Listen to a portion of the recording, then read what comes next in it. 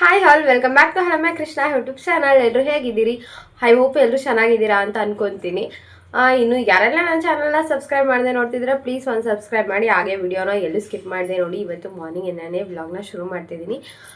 ಏನಪ್ಪ ಮಾಡ್ತಾಯಿದ್ದೀನಿ ಅಂತಂದರೆ, ನಾನು ಸ್ವಲ್ಪ ನಾನ್ ವೆಜ್ ತಿಂತಿಲ್ಲ ಅಂತಂದರೆ ಫುಲ್ ಬಿಟ್ಟಿದ್ದೀನಿ ಅಂತಲ್ಲ, ಬಿಟ್ಟಿಲ್ಲ, ಬಟ್ 21 ಡೇಸ್ ತಿನ್ನಬಾರ್ದು ಅಂತ ಅಂದ್ಕೊಂಡಿದ್ದೀನಿ. ಹಾಗಾಗಿ ತಿಂತಿಲ್ಲ. ಬಟ್ 3 ಡೇಸಿಂದ ಸ್ವಲ್ಪ ಕ್ರೇವಿಂಗ್ ಜಾಸ್ತಿ ಆಗ್ತಾಯಿತ್ತು. ಚಿಕನ್ ತಿನ್ನಬೇಕು ಅಂತ ಅನ್ನಿಸ್ತಾಯಿತ್ತು.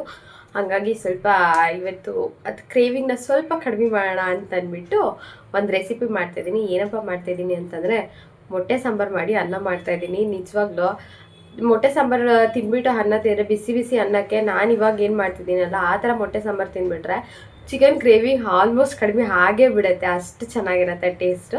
ಅದಕ್ಕೆ ಮೊಟ್ಟೆ ಸಾಂಬಾರು ಮಾಡಿಬಿಟ್ಟು ರೈಸ್ ಮಾಡೋಣ ಅಂತ ಅಂದ್ಕೊಂಡಿದ್ದೀನಿ. ಬಟ್ ವೆದರ್ ಕೂಡ ಸ್ವಲ್ಪ ಕೋಲ್ಡ್ ಇದೆಯಲ್ವಾ, ಸೊ ಬಿಸಿ ಬಿಸಿ ಮೊಟ್ಟೆ ಸಾರು ಅನ್ನ ತಿಂತಾಯಿದ್ರೆ ತುಂಬ ಅಂದರೆ ತುಂಬ ಚೆನ್ನಾಗಿರುತ್ತೆ. ಸೊ ಬನ್ನಿ ಹೇಗೆ ಮಾಡೋದು ನೋಡ್ಕೊಂಬರೋಣ. ಮೊದಲು ಗ್ಯಾಸ್ನ ಹಚ್ಕೊಂಡು ನಿಮ್ಗೆ ಯಾವುದು ಕನ್ವೀನಿಯೆಂಟ್ ಆಗುತ್ತೋ ಅದು ಪಾತ್ರೆನ ಇಟ್ಕೊಳ್ಳಿ. ನಾನಿಲ್ಲಿ ಬಾಣಲೆನ ಇಟ್ಕೊಂಡಿದ್ದೀನಿ, ನೀವು ಯಾವ್ದು ಬೇಕಾದ್ರೂ ತೊಗೋಬೋದು. ಅದಕ್ಕೆ ಒಂದು 2 ಟೇಬಲ್ ಸ್ಪೂನ್ ಆಗೋಷ್ಟು ಆಯಿಲ್ನ ಹಾಕ್ಕೊಳ್ಳಿ. ಆಯಿಲ್ನ ಹಾಕ್ಕೊಂಡು ಒಂದು ಈರುಳ್ಳಿನ ಉದ್ದುದಕ್ಕೆ ಹೆಚ್ಕೊಂಡು ಆಯಿಲ್ ಕಾಯ್ದ್ಮೇಲೆ ಅದಕ್ಕೆ ಹಾಕ್ಕೊಳ್ಳಿ. ಮತ್ತು ಖಾರಕ್ಕೆ ಎಷ್ಟು ಬೇಕೋ ಅಷ್ಟು ಹಸಿರು ಮೆಣಸಿನ್ಕಾಯಿನ ಹಾಕ್ಕೊಳ್ಳಿ. ಮತ್ತು 1 ಗೆಡ್ಡೆ ಬೆಳ್ಳುಳ್ಳಿ ಹಾಕ್ಕೊಳ್ಳಿ. ಇಷ್ಟು ಹಾಕ್ಕೊಂಡು ನೀಟಾಗಿ ಮಿಕ್ಸ್ ಮಾಡ್ಕೊಳ್ಳಿ. ಒಂದು ಸ್ವಲ್ಪ ಹಸಿ ಸ್ಮೆಲ್ಲೆಲ್ಲ ಹೋಗಬೇಕು. ಈರುಳ್ಳಿ ಕಲರ್ ಚೇಂಜ್ ಆಗೋವರೆಗೂ ಬಾಡಿಸ್ಕೊಂಡ್ರೆ ಸಾಕು. ಅದಾದಮೇಲೆ 1 ಕಪ್ ಆಗೋಷ್ಟು ಕೊತ್ತಂಬರಿ, 1 ಕಪ್ ಆಗೋಷ್ಟು ಪುದೀನಾನ ಹಾಕ್ಕೊತಾ ಇದ್ದೀನಿ. ಇದು ಎರಡೂ ಅಷ್ಟೇ ನೀಟಾಗಿ ಫ್ರೈ ಮಾಡ್ಕೋಬೇಕು. ಸ್ವಲ್ಪ ಕೊತ್ತಂಬರಿ ಸೊಪ್ಪೆಲ್ಲ ಬಾಡಿದೆ ಅನ್ನೋ ಅಷ್ಟು ಇದು ಮಾಡ್ಕೋಬೇಕು, ಫ್ರೈ ಮಾಡ್ಕೋಬೇಕು. ಅದಾದಮೇಲೆ ಒಂದು ಅರ್ಧ ಟೇಬಲ್ ಸ್ಪೂನಷ್ಟು ಜೀರಿಗೆ, 1/4 ಟೇಬಲ್ ಸ್ಪೂನಷ್ಟು ಮೆಣಸು, 1 ಪೀಸ್ ಚಕ್ಕೆ, ಒಂದು 4 ಪೀಸ್ ಅಷ್ಟು ಲವಂಗನ ಹಾಕ್ಕೊಂಡಿದ್ದೀನಿ. ಅದು ಹಾಕ್ಕೊಂಡು ನೀಟಾಗಿ ಮಿಕ್ಸ್ ಮಾಡಿಕೊಂಡು ಅದಾದಮೇಲೆ 1 ಟೊಮೆಟೊನ ಉದ್ದುದಕ್ಕೆ ಹೆಚ್ಕೊಂಡು ಹಾಕ್ಕೊಂಡಿದ್ದೀನಿ. ಅದಾದಮೇಲೆ ಒಂದು 4ರಿಂದ 5 ಗೋಡಂಬಿನ ಹಾಕ್ಕೊಂಡಿದ್ದೀನಿ. ಅದು ನೀಟಾಗಿ ಮಿಕ್ಸ್ ಮಾಡಿಕೊಂಡು ರುಚಿಗೆ ಎಷ್ಟು ಬೇಕೋ ಅಷ್ಟು ನೋಡಿಕೊಂಡು ಉಪ್ಪನ್ನ ಹಾಕ್ಕೊಳ್ಳಿ. ಉಪ್ಪನ್ನ ಹಾಕ್ಕೊಂಡು ಇದು ನೀಟಾಗಿ ಫ್ರೈ ಮಾಡ್ಕೊಳ್ಳಿ. ನೀಟಾಗಿ ಫ್ರೈ ಮಾಡಿಕೊಂಡು ಇನ್ನೇನು ಒಂದು 2 ನಿಮಿಷ ಇಳಿಸ್ತಿದ್ದೀವಿ ಅನ್ಬೇಕಾದ್ರೆ ಇದಕ್ಕೆ ಹಸಿ ಕಾಯಿ ತುರಿನ ಹಾಕ್ಕೋಬೇಕು. ಕಾಯಿ ತುರಿನೂ ಹಾಕ್ಕೊಂಡು ಅದನ್ನು ನೀಟಾಗಿ ಮಿಕ್ಸ್ ಮಾಡಿಕೊಂಡು ಒಂದು 2 ನಿಮಿಷ ಫ್ರೈ ಮಾಡಿದರೆ ಸಾಕಾಗುತ್ತೆ. ಒಂದು 2 ನಿಮಿಷ ಫ್ರೈ ಮಾಡ್ಕೊಂಡು ಅದೆಲ್ಲ ಫ್ರೈ ಆದಮೇಲೆ ಸ್ವಲ್ಪ ಕೂಲ್ ಆಗಲಿಕ್ಕೆ ಬಿಟ್ಬಿಡಿ. ಹಂಗೇ ಅದು ಸ್ವಲ್ಪ ಕೂಲ್ ಆದಮೇಲೆ ನೀವು ಪೇಸ್ಟ್ ಮಾಡ್ಕೊಬೇಕು. ಅದು ಸ್ವಲ್ಪ ತಣ್ಣಗಾಗೋಕ್ಕೆ ಬಿಡಿ. ಒಂದು 5 ನಿಮಿಷ ತಣ್ಣಗಾಗುತ್ತೆ.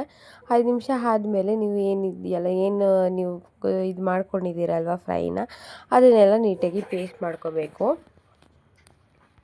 ನೋಡಿ ಇವಾಗ ತಣ್ಣಗಾಗಿದೆ, ಹಾಗಾಗಿ ನಾನು ಇವಾಗ ಜಾರಿಗೆ ಹಾಕೋತಾ ಇದ್ದೀನಿ. ಜಾರಿಗೆ ಹಾಕ್ಕೊಂಡು ನೀಟಾಗಿ ಫೈನ್ ಪೇಸ್ಟ್ ಮಾಡ್ಕೊಳ್ಳಿ. ನಿಜವಾಗ್ಲೂ ಈ ಥರ ಪೇಸ್ಟ್ ಮಾಡಿಕೊಂಡು ರುಬ್ಕೊಂಡು ಮಾಡ್ಕೊಳ್ಳೋದ್ರಿಂದ ನಿಜವಾಗ ತುಂಬ ಅಂದರೆ ತುಂಬ ಟೇಸ್ಟ್ ಚೆನ್ನಾಗಿ ಬರುತ್ತೆ. ಇದು ಒಂಥರ ನಾಟಿ ಸ್ಟೈಲಲ್ಲಿ ಮಾಡ್ತೀವಲ್ವ, ಹಾಗಾಗಿ ಸಖತ್ ಟೇಸ್ಟ್ ಬರುತ್ತೆ.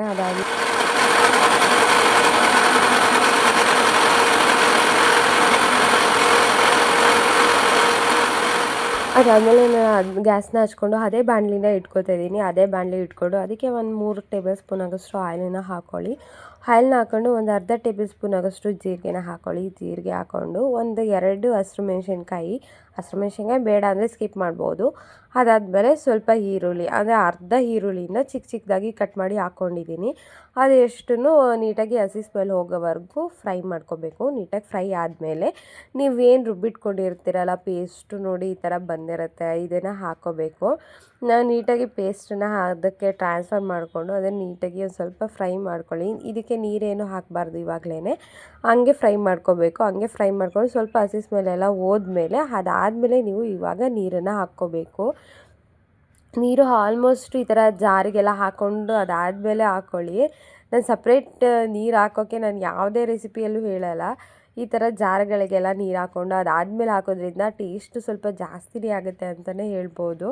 ಅದಾದಮೇಲೆ ನೀಟಾಗಿ ಮಿಕ್ಸ್ ಮಾಡ್ಕೊಳ್ಳಿ. ನೀಟಾಗಿ ಮಿಕ್ಸ್ ಮಾಡಿಕೊಂಡು ಇಲ್ಲಿ ಯಾವುದೇ ಥರ ಮಸಾಲೆನ ಯೂಸ್ ಮಾಡ್ತಿಲ್ಲ. ನಾನು ಇಲ್ಲಿ ಬರೀ 1 ಟೇಬಲ್ ಸ್ಪೂನ್ ಆಗೋಷ್ಟು ಧನಿಯಾ ಪೌಡರ್ ಮಾತ್ರ ಯೂಸ್ ಮಾಡ್ತಾಯಿದ್ದೀನಿ. ಅದು ಬಿಟ್ಟು ಮಿಕ್ಕಿದ್ದು ಯಾವುದೇ ರೀತಿ ಮಸಾಲೆನೇ ಯೂಸ್ ಮಾಡ್ತಾಯಿಲ್ಲ. ಇದು ಒಂದು ಹಾಕಿದರೆ ಸಾಕು, ಒಳ್ಳೆ ಟೇಸ್ಟ್ ಬರುತ್ತೆ ಮತ್ತು ಸ್ಮೆಲ್ಲು ಕೂಡ ತುಂಬ ಚೆನ್ನಾಗಿ ಬರುತ್ತೆ. ನಾವು ಚಿಕನ್ ಸಾರು ಮಾಡ್ತಾಯಿದ್ದೀವೇನೋ ಅಂತ ಅನ್ನಿಸ್ತಿರುತ್ತೆ, ಅಷ್ಟು ಚೆನ್ನಾಗಿ ಬರುತ್ತೆ. ಅದಾದಮೇಲೆ ನೋಡಿ ಈ ಥರ ಕುದಿಬೇಕಾದ್ರೆ ಒಂದು ಸರಿ ನೀಟಾಗಿ ಮಿಕ್ಸ್ ಮಾಡ್ಕೊಳ್ಳಿ.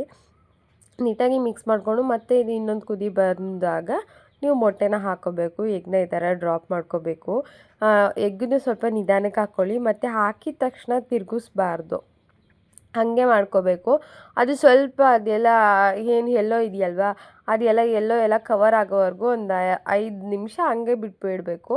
ಅದಾದಮೇಲೆ ನೀವು ಇದು ಮಾಡ್ಕೋಬೇಕು. ನೋಡಿ ಇಲ್ಲಿ ಎಷ್ಟು ಚೆನ್ನಾಗಿ ಆಗಿದೆ, ಸ್ವಲ್ಪ ಬೆಂದಿದೆ, ಇನ್ನೂ ಸ್ವಲ್ಪ ಬೇಯಬೇಕು.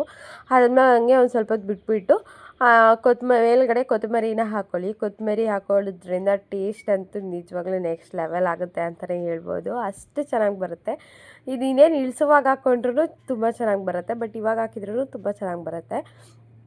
ಅದಾದಮೇಲೆ ನೋಡಿ ಇನ್ನೂ ಎಲ್ಲ ಸ್ವಲ್ಪ ಬೆಂದಿಲ್ಲ, ಹಂಗಾಗಿ ನಾನು ಸ್ವಲ್ಪ ನಿಧಾನಕ್ಕೆ ತಿರುಗಿಸ್ಕೊತಾ ಇದ್ದೀನಿ. ನೀವು ಜಾಸ್ತಿ ಜೋರಾಗಿ ತಿರುಗಿಸ್ಕೊಂಡ್ಬಿಟ್ರೆ ಅದು ಮೊಟ್ಟೆ ಎಲ್ಲ ಮಿಕ್ಸ್ ಆಗಿಬಿಡುತ್ತೆ, ಅವಾಗ ಅಷ್ಟು ಟೇಸ್ಟ್ ಬರೋಲ್ಲ. ಮತ್ತು ಮೊಟ್ಟೆನೂ ಸೈಡ್ಸಿಗೆ ಆಗುತ್ತಲ್ವ, ಆ ಥರ ಚೆನ್ನಾಗಿರುತ್ತೆ.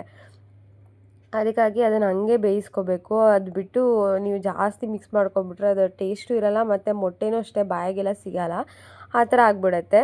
ಹಾಗಾಗಿ ಈ ಥರ ನಿಧಾನಕ್ಕೆ ಮಾಡ್ಕೊಳ್ಳಿ. ನಿಧಾನಕ್ಕೆ ಮಾಡಿಕೊಂಡು ಒಂದು 2ರಿಂದ 5 ನಿಮಿಷದವರೆಗೂ ಬೇಯಿಸ್ಬಿಟ್ಟು ಬಿಟ್ಬಿಡಿ. ಹಂಗೇ ಬಿಟ್ಟಾದಮೇಲೆ ನೋಡಿ ಈ ಥರ ತಳ ಹಿಡ್ದಂಗೆ ಆಗುತ್ತೆ, ಬಟ್ ಏನೂ ಮಾಡೋಂಗಿಲ್ಲ. ಅದು ಸ್ವಲ್ಪ ಬೇಯಬೇಕಂತಂದರೆ ಹಾಗೆ ಆಗುತ್ತೆ. ನೀವು ತಳ ಹಿಡಿಲೇಬಾರ್ದು ಅಂತಂದರೆ ಯಾವುದಾದ್ರೂ ಇದನ್ನು ತೊಗೊಳ್ಳಿ, ನಾನ್ ಸ್ಟಿಕ್ ತೊಗೊಳ್ಳಿ. ಅದಾದಮೇಲೆ ನೋಡಿ ಗ್ಯಾಸ್ ಆಫ್ ಮಾಡಿಕೊಂಡು ನೀವು ಸರ್ವ್ ಮಾಡ್ಬೋದು. ನಿಜವಾಗ್ಲೂ ಎಂಥ ಟೇಸ್ಟ್ ಅಂತಂದರೆ ಸಕ್ಕತ್ತಾಗಿರುತ್ತೆ ಟೇಸ್ಟು. ನೀವು ಮನೆಯಲ್ಲಿ ಟ್ರೈ ಮಾಡಿದರೆ ನೀವೇ ಕಮೆಂಟ್ ಮಾಡ್ತೀರಾ ನಿಜವಾಗ್ಲೂ ತುಂಬ ಚೆನ್ನಾಗಿತ್ತು ರೆಸಿಪಿ ಅಂತ. ಅಷ್ಟು ಚೆನ್ನಾಗಿ ಬರುತ್ತೆ. ಒಂದು ಸರಿ ಮನೆಯಲ್ಲಿ ಟ್ರೈ ಮಾಡಿ.